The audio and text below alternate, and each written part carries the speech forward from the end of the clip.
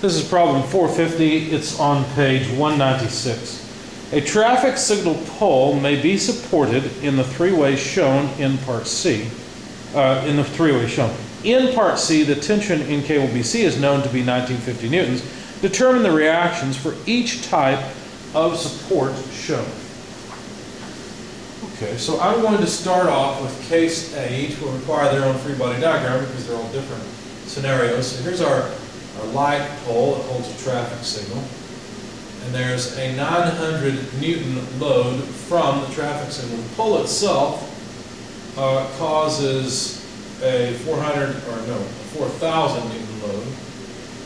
Oh, that's 4,500. Let me double check. Yes, 4,000 Newton load. And then for case A, there's actually a support rope back here, which has tension in a T. We don't know the magnitude of that tension. We could take this all the way down to the support point, which is at C. It doesn't really matter where that tension is along the length of the cable. I'll make my drawing a little prettier. Anyway, point A is over here, point C is here. The spacing between those two, you see outside, spacing between those two is 3 meters, and then the height spacing up to this point, which is labeled B, is just 7.2 meters. I called the angle inside of here theta, just so I had something to reference, and then I assumed there would be some AX, AY reaction at A. So I need to figure out the tension, AY and AX, in order to solve part A. So I decided to sum moments about C, because if I sum moments about C, the tension will go away. I could have summed moments about B. That would have worked as well. And in hindsight, that probably would have been better. AX would have appeared in that sum moments as well as the 900, but the 4,000 AY would not. Anyway, I chose to sum moments about C. So let's see, let me play my board space. I guess I'll have A here, B here, we'll put C up there. So we'll have to erase, but let's go ahead and form the map. So summing moments about point C, taking counterclockwise as positive. I noted that I had AY acting up and 4,000 acting down, so I just wrote 4,000, no, not that way. AY causes a negative moment about C, so AY minus 4,000. They both have the same moment arm because this 3 meter distance is the same for both. So times 3 meters minus the moment of the 900 Newton load. So that's 9, I'm not putting the Newton's unit in here, we know what that is. Multiplied by 3 plus this space, and I forgot to give that to you, that was 2.1 meters. So that's a total of 5.1 meters for the moment arm of the 900 Newton load, and that's it. Those are all the moments. Anyway, this sum has to come out to 0. So you can see that from this we can calculate AY. AY times 3 meters minus 4,000 times 0, that's 12,000 Newton meters minus 900 times 5.1 is 4590 Newton meters. Said it when I wrote it wrong. 4590. There we go. Equals 0. And from this you can solve for AY, and I'll just write it down here. So AY comes out to 5530 newtons. Okay, so that's summing moments about point C. If I then sum forces in the x direction, what do I have? Well, I have AX acting in the positive x direction, and a component of the tension acting in the negative. Let me call that TX. But that's it. Those are the only forces acting horizontally. Okay? Since I don't know AX or TX, I went ahead and summed forces in the vertical direction and found we have AY acting up, 4,000 acting down, 900 acting down, but also the vertical component of T, so minus TY equals 0.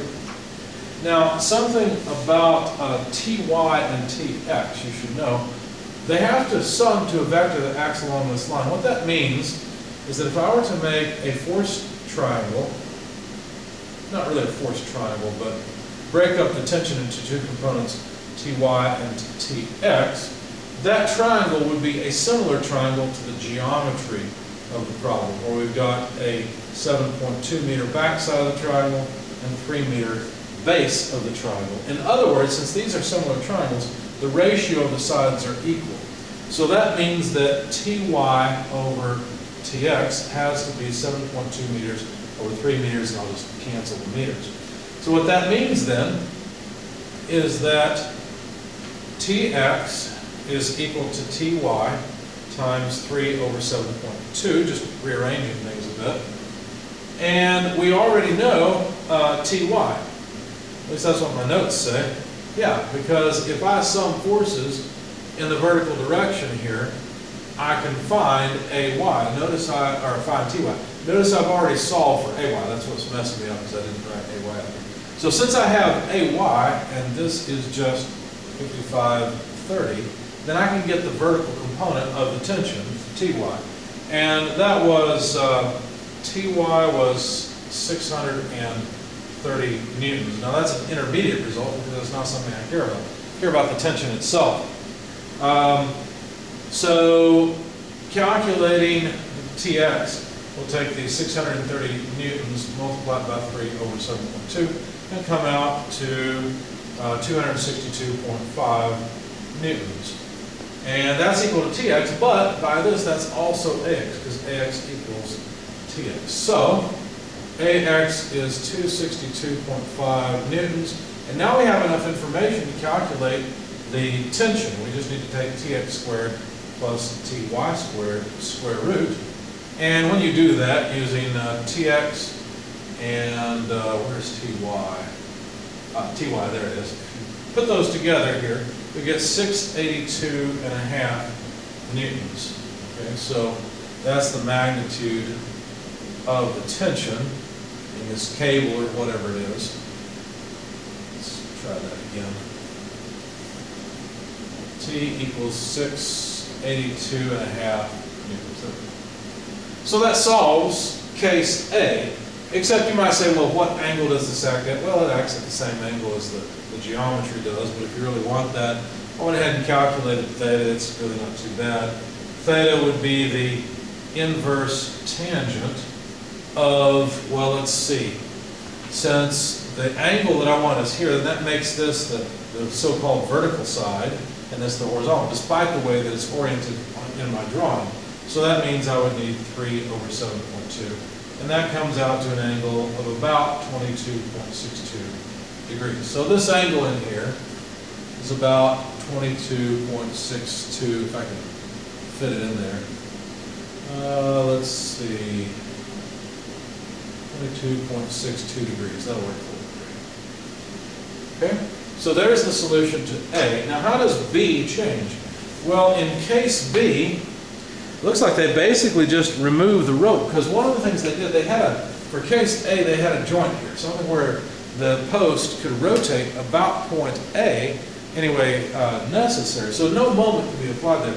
But for B, things change. In fact, let me go ahead and draw B. B is a little simpler. It's just basically the pole and the line, where the base is fixed to ground. Now, taking this as a free body diagram, I can still have an AY and a X, but now I can also have a moment, or if you like, a couple at A, where we have the moment at point A.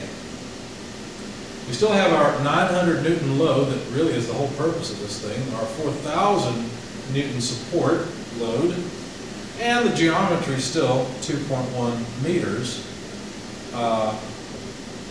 between the post and the location where the lamp is fixed. So this is not terribly difficult. Now what I'm going to do is choose to sum moments about point A instead. So let's get rid of all this since it's only relevant to the last problem.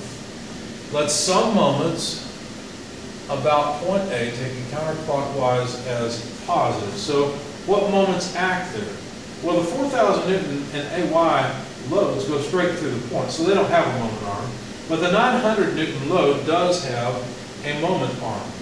So there's negative 900 newtons. Now that's not because it's pointed down, it's because I'm taking counterclockwise as positive, and this 900 Newton load has a moment arm such that it generates a negative moment. But the only other thing that can cause a moment is the actual moment. How the ground is twisting on the base. So that's plus the moment at A. Now be careful here.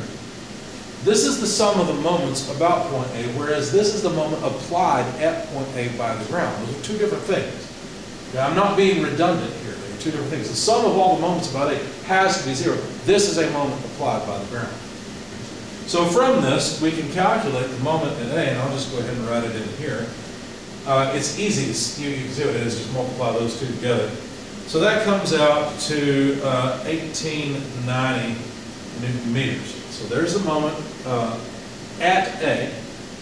If we sum forces in the vertical direction, we can figure out what AY is pretty easily, because look, AY has to support 4,900 newtons, so that's pretty easy. It's just simply AY minus 4,000 minus 900 equals 0. So it's pretty easy to see AY is just 4,900 newtons, of course. And then if you consider a sum of forces in the horizontal direction, well, AX is the only one, so its force in the horizontal direction must be 0. So that's case B. Now let's continue to case C. They gave us the tension in the cord for case C, so we'll have to include that. Sketch our familiar lamppost, it's familiar by now, I guess, with the lamp hanging off of it. Still 900 newtons. Still a weight of 4,000 newtons. I'm trying to draw it right through the center here. But of course, in the real world, because of this extra arm, it would be overlooked. But we're just neglecting that. And they didn't tell us anything about it, so there's not much we can do. But now our cable's back, and we know the magnitude of the load in this cable. It's 1950 newtons. Now, the interesting part is that while we can still have a reaction in the vertical, horizontal directions, now we can also have a moment, because this thing is plugged into the ground. Okay? If it weren't for the fact that they gave us this 1950 newtons, this would be a statically indeterminate problem. So anyway, let's start off. I have to be careful with my board space.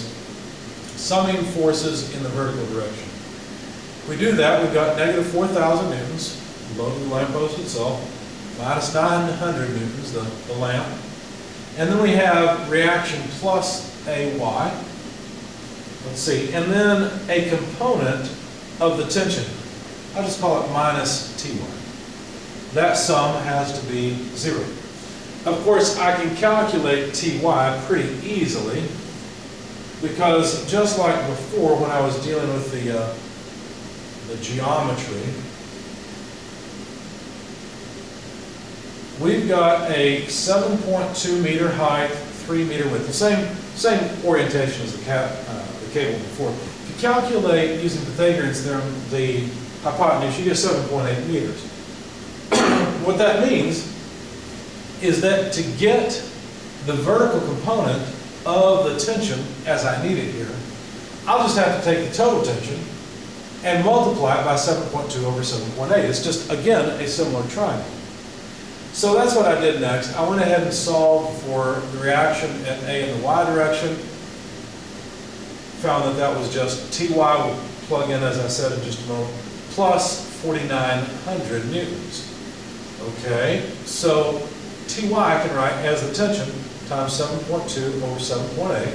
Still have to add the 4,900. But I know this tension is 1950 newtons. So AY I can calculate from this just by plugging that into my calculator. When you do that, you'll find that AY is 6,700 newtons. Now, if we sum forces in the horizontal direction, what do we have?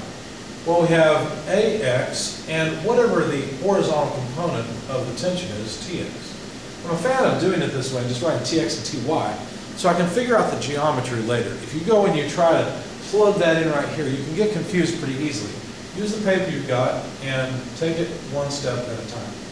So AX is equal to TX. If I can just figure out TX, then I've got it. Well, that's easy. That's just T times 3 over 7.8.